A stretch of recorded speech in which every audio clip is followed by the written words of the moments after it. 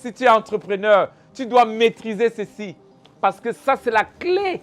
C'est ça qui fait l'entrepreneur. C'est ça qui fait la différence entre l'entrepreneur et juste un aventurier. OK, nous allons parler du déficit d'erreur. J'ai peur de faire des erreurs. J'ai peur de faire des erreurs. Que je te dise ceci directement. Peut-être tu peux être choqué. Écoute-moi. Le chemin du succès, c'est l'erreur. Le chemin du succès, c'est dans l'obstacle.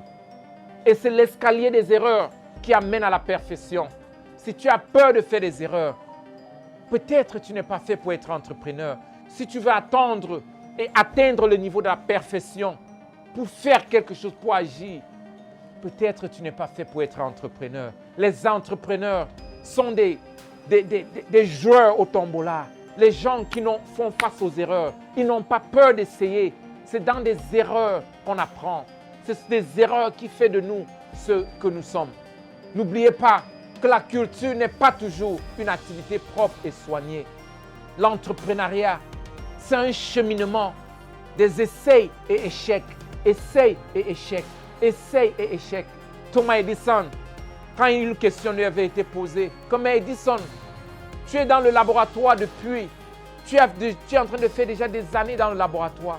Tu es en train d'échouer, mais d'une façon, tu continues toujours. Il a dit, mais tu es fou. Moi, je suis en train de gagner. Mais la vérité, c'est qu'avec 999 échecs, au millième, Thomas Edison a pu créer l'électricité que nous avons. 999. À quel moment tu abandonnes parce que tu as échoué? Ou bien à quel moment tu as même peur d'essayer? Tu seras en train de te disqualifier en tant qu'entrepreneur. Écoute, aujourd'hui, je fais tellement des affaires. Mais s'il fallait te dire la vérité, je suis à 75% d'échecs.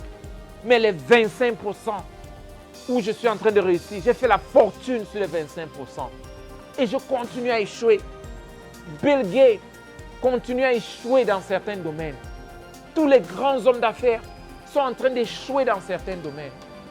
Mais c'est dans l'échec qu'on apprend. Est-ce que je te pose cette question?